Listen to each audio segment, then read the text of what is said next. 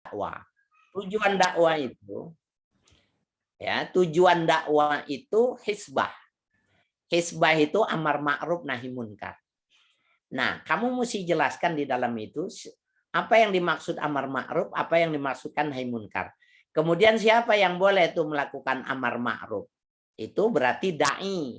Nah, dai-nya itu kriteria dai yang boleh siapa? Amar nahi munkar. Nah, ini beda nih. Nahi munkar itu ada syaratnya. Kamu cari syarat orang yang melakukan, dai yang melakukan, ya, nahi munkar. Kalau amar ma'ruf, ceramah, menulis, itu banyak medianya. Tapi kalau nahi munkar itu ada syaratnya. Orangnya nggak boleh pemarah, orangnya diplomasinya tinggi, orangnya punya kedudukan dan lain sebagainya. Ya. Nah, jadi pembahasannya justru yang banyak ikhlas. Padahal ikhlas itu subtema, ya, dari tema yang sebenarnya. Itu dikoreksi tuh di pemakalah, diperbaiki, dan ini pelajaran bagi pemakalah yang lainnya. Sekarang saya mau menjawab pertanyaan, menyempurnakan, dan itu dimasukkan dalam, ya, perbaikan makalah, ya, yang untuk disempurnakan pada poin-poinnya, ya. Bagaimana kalau terbersit di dalam hati tidak ikhlas, baru mau berangkat nanti diamplopin tidak, ya, nanti dihormati tidak, ya. Nah, sementara dia pengen ikhlas. Nah, ini kan sama jawabannya dengan orang yang mau sholat. Orang mau sholat bagaimana itu supaya dia bisa khusyuk, meninggalkan segala sesuatunya. Jawabannya tafrig. Tafrig itu melepaskan segala sesuatu yang menggelayut dalam benak hati maupun benak pikiran. Ya, mau sholat tuh seperti itu. Nah, mau berdakwah juga seperti itu. Jadi dia berdoa dulu, Allahumma ja'alni mukhlisa.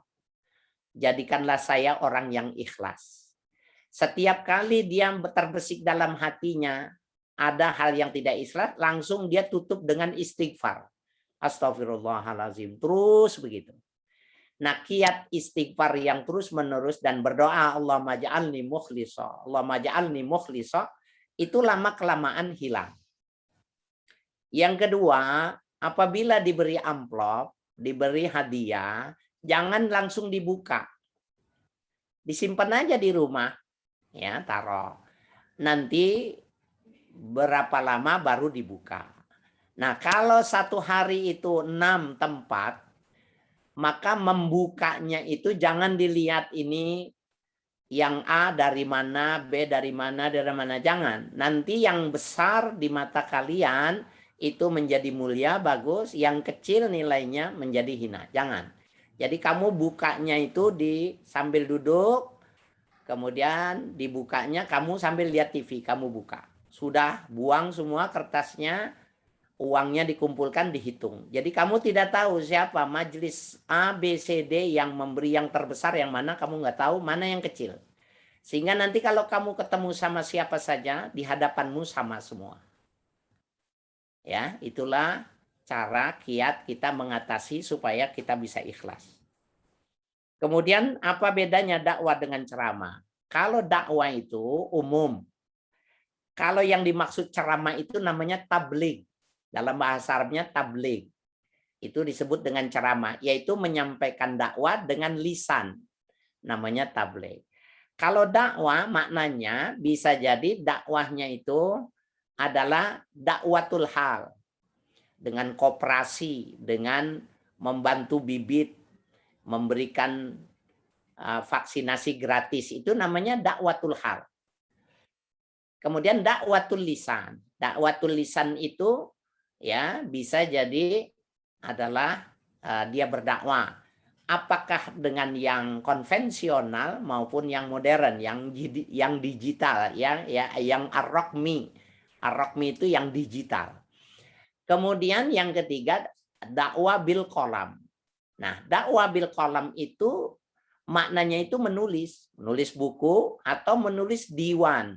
Diwan itu kumpulan-kumpulan serumpun ilmu pengetahuan yang sama, seperti Diwanus Syafi'i adalah kumpulan syair-syair Imam Syafi'i. Ya, kumpulan syair-syair Imam Syafi'i. Itu diwan namanya. Nah, itu bil qalam. Jadi bil hal, bil lisan, ya, bil qalam. Nah, itu mesti dibedakan. Nah,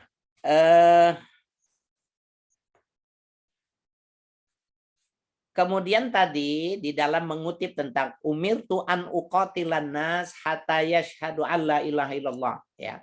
Ini harus dijelasin nih. Kalau tidak dijelaskan, ayatnya, hadisnya itu bunyinya kan, aku diperintahkan untuk memerangi manusia sampai mereka mau mengucapkan tiada Tuhan selain Allah, Muhammad utusannya, mau sholat, mau zakat, ya, mau haji. Fa'in fa'alu asamu minni dima'ahu wa irduhu.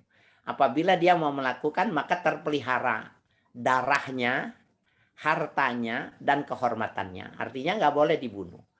Ini kalau salah, kamu tidak jelaskan, berarti mempraktekannya gimana? Benci kepada orang yang tidak sholat, benci kepada orang yang, ya, tidak memeluk agama Islam. Nah, memerangi ini dalam pengertian berarti kamu mesti mempraktekannya gimana pada kondisi bangsa yang seperti ini, yang sudah damai. Nah, kamu memberikan, ada kanalisasi, jadi narasi tentang hadis ini kamu bikin kanalisasi bahwa berdasarkan hadis ini menekankan tentang tauhid. Jadi maksudnya itu asyhadu alla ilaha illallah. Perkataan itulah yang dimaksud dengan tauhid. Itu yang dominan sebelum sholat, sebelum berpuasa, sebelum zakat, sebelum haji. Itu intinya, itu yang mesti kamu tekankan, ada kanalisasi tentang tauhid itu. Ya. Nah, kemudian bagaimana pengaruh ikhlas terhadap dakwah? Tidak ada pengaruhnya terhadap mad'u. Terhadap mad'u tidak ada. Seperti halnya gini. Orang koruptor, ya, koruptor mengambil uang rakyat sekian miliar, kemudian dia bikin masjid di daerah-daerah terpencil. Ada tidak pengaruhnya itu dakwah dengan dakwatul hal, ya, dengan membangun masjid? Ada pengaruhnya. Manfaat tidak? Manfaat untuk orang yang sholat memanfaatkan. Tapi bagi pelakunya tidak ada manfaat. Jadi bukan mengurangi pahala, meniadakan pahala. Pahalanya nggak ada kalau tidak ikhlas itu. Ya, pahalanya tidak ada. Ada hadis yang diintisarikan menjadi menjadi sebuah kajian yang menarik, bahwa annasu halka ilal amilun wal amilun al halka ilal mukhlisun, gitu ya. Orang manusia itu celaka kalau nggak beramal. Orang yang beramal juga celaka kalau dia tidak ikhlas. Nah, itu betapa pentingnya, ya, dakwah itu. Jadi kalau dia tidak ikhlas, tidak bermanfaat untuk si dai-nya sendiri, untuk si daiyah. Tapi buat mad'u tetap ada manfaatnya.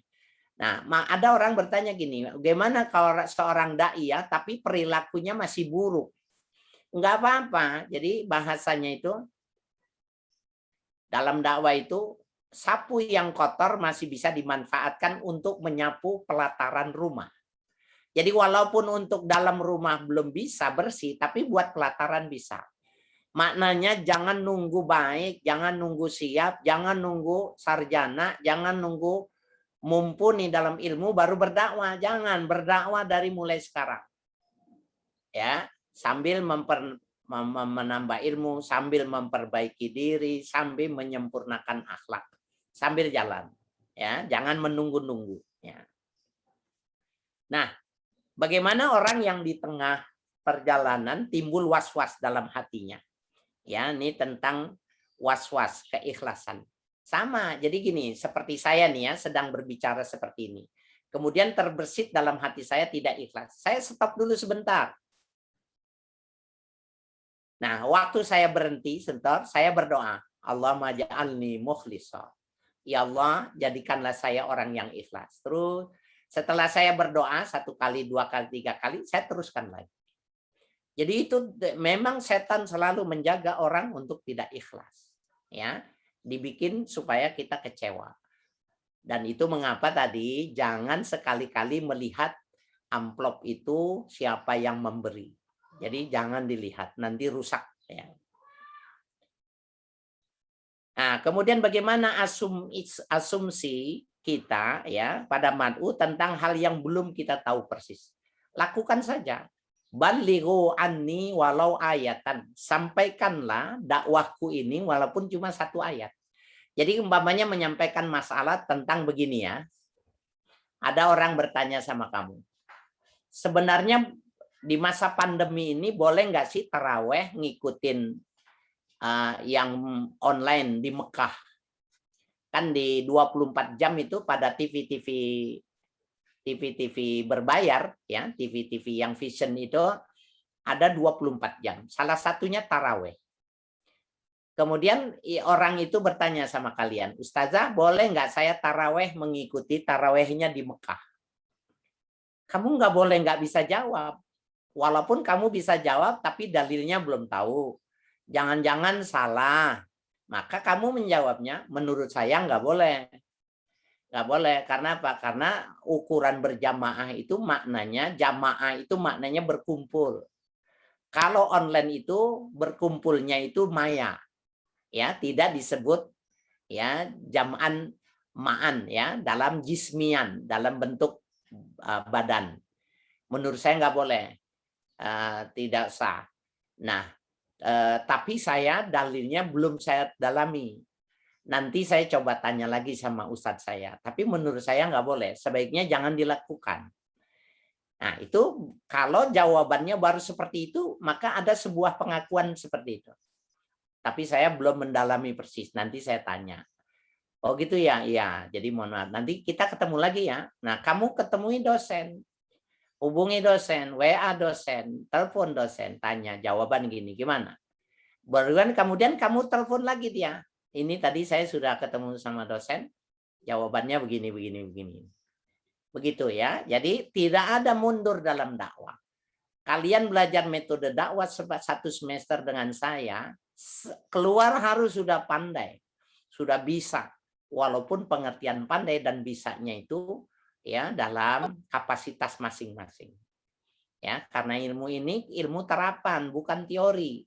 Jadi setiap kuliah ya harus menyampaikan representasinya itu kalau bisa jangan, kalau nggak pakai PPT lebih bagus lagi. Ya, sekurang-kurang PPT, tapi bukan makalah. Kemudian yang bertanya sama ya, menanya, jangan tidak menanya. Kalau dari awal kuliah sampai akhir kuliah tidak bertanya, itu bermasalah mahasiswanya. Harus bertanya. Makalahnya jawabannya belum sempurna, nggak penting. Jawab saja. Ya, karena kamu sudah belajar. Kamu pelajari benar. Jawab saja. Mau benar, mau salah, mau argumentatif atau tidak, logis atau tidak logis, nggak penting. Jawab saja. Nah, nanti kamu bilang, nanti akan diluruskan sama dosen pengampu. Begitu caranya. Ada lagi?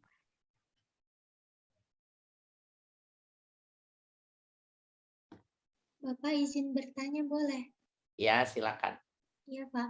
Berarti kalau FPI itu mereka dakwahnya pakai amar ma'ruf nahi munkar ya Pak? Dan betul. berarti nggak dipenjara atau ada kasus-kasus begitu. Soalnya apa yang mereka lakukan sudah benar, sudah dalam koridor atau bagaimana Pak?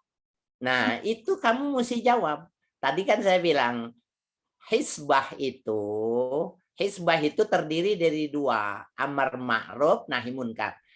Ustazah itu maunya amar ma'ruf, tampil di TV, bajunya bagus, tampil di medsos, bajunya bagus, amplopnya besar, orang cium tangan, tapi nggak mau nahi munkar. Padahal amar ma'ruf nahi munkar itu 2 sisi yang tidak bisa dipisah. Ya, 2 sisi yang nggak bisa dipisah. Nah, FPI umpamanya, resikonya ditangkap itu resiko perjuangan. Dulu juga Nabi mau dibunuh. Kamu tahu tidak? Ya, Umar ibnu Khattab itu dibunuh. Utsman ibnu Affan itu dibunuh. Ali bin Abi Thalib itu dibunuh. Husain itu dibunuh. Ya, jadi nahi munkar itu ada resiko. Tapi itu tugas. Nah, bagaimana? Itu bagian dari yang mesti ada syaratnya, siapa yang mesti melakukan. Nanti kan ada kriterianya itu. Idza ra'a minkumul munkar falyughayyir biyadi. Apabila kalian melihat kemungkaran, rubahlah dengan tangan. Apa maknanya tangan? Tangan di situ adalah kekuasaan. Kalau yang namanya body berarti lebih besar, tenaganya lebih kuat, lebih mudah. Itu boleh negur. Tapi kalau kecil, 1 lawan 10, ya sama aja bunuh diri, digebugin nanti dia. Nah, dia nggak boleh, berarti fabil lisan. Melakukan dialog. Lakukan dialog, diplomasi, ceramah, itu namanya bilisan. Fa'ilam yastati fabi qalbi. Kalau nggak mampu juga yang terakhir, benci saja dalam hati. Itu membenci juga sudah dakwah. Dan Nabi mengatakan bahwa ada apul iman. Itu yang paling lemah. Tapi sudah berdakwah. Bentuknya membenci. Ya.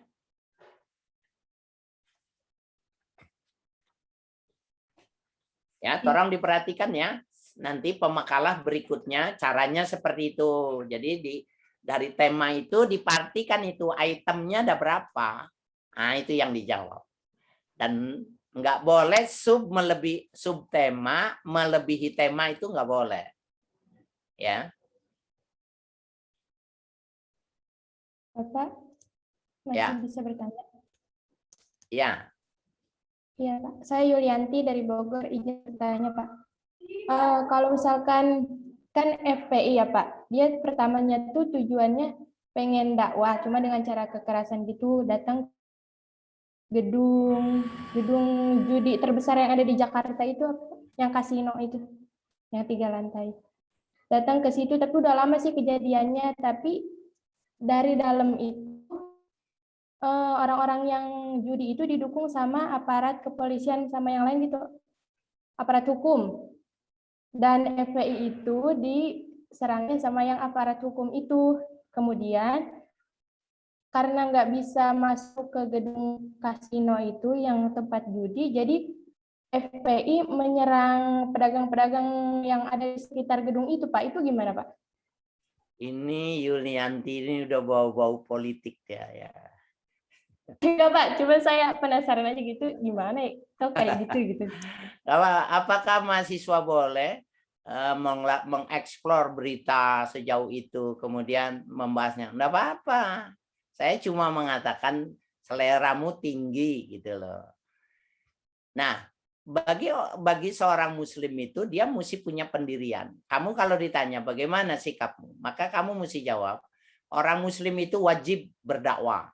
Dakwah itu, tujuan dakwah itu hisbah. Hisbah itu ada 2, amar ma'ruf yang dikasih uang, yang dihormati, ya, yang dimuliakan, dan ada nahi munkar. Dan ini yang jarang dilakukan.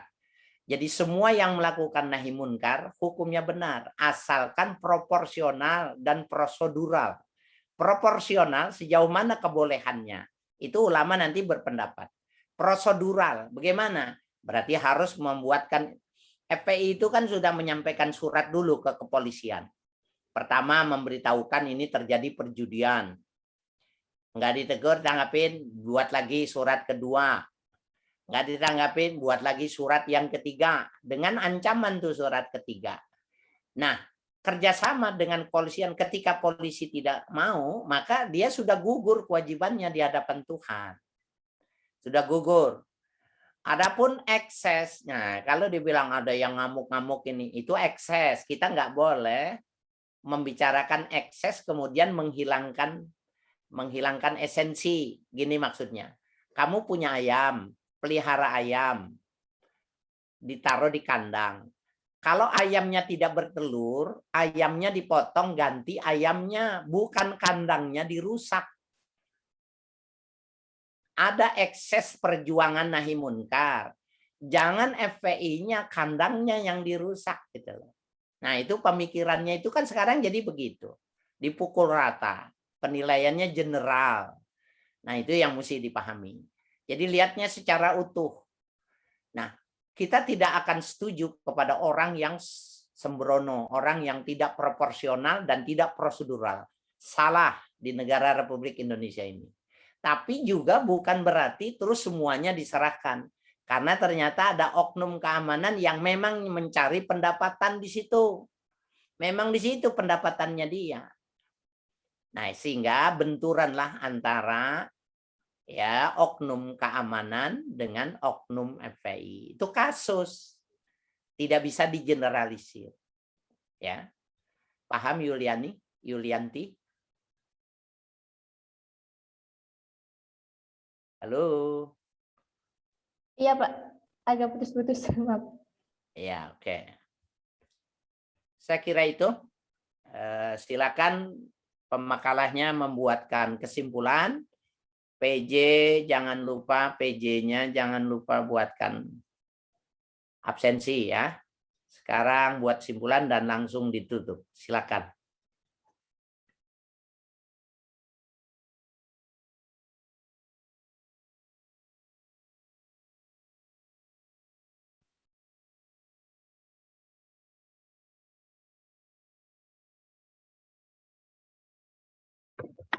Baik, terima kasih banyak atas pemaparannya dari Bapak Haris Hakam. Dan alhamdulillah telah sampai proses pembelajaran kita pada siang hari ini. Kesimpulan yang kita bisa dapatkan bahwa setiap rasul itu melarang semua perbuatan syirik. Setiap rasul melarang semua perbuatan syirik, baik itu syirik kecil maupun riya, atau mengharapkan keuntungan dari ibadahnya kepada selain Allah. Dan tujuan dakwah pada hakikatnya adalah mengajak dari hal-hal yang sesat menuju hal-hal yang bersifat baik, dan juga mengajak dari non-Islam menuju Islam secara kafah.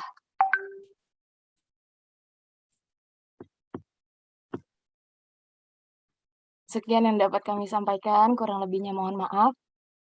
Billahi taufiq wal hidayah. Assalamualaikum warahmatullahi wabarakatuh. Waalaikumsalam. Sebentar ya, seperti pemakalah tuh. Kan tadi tujuannya itu mengajak orang Islam menjalankan syariat dan mengajak orang non-Muslim memasuki Islam, artinya bertauhid. Itu kalau di dalam metodenya tadi itu ada 3 itu, ya, hikmah, mau'izah, dengan husnul jidal, ya, wajadil billati ahsan. Metodenya yang mana yang cocok untuk orang-orang Muslim. Nah, itu juga bagian dari ya pembahasan yang mesti diselesaikan. Ya, selamat bekerja. Mudah-mudahan nilainya tambah bagus. Sampai ketemu lagi pekan depan. Ya, assalamualaikum warahmatullahi wabarakatuh.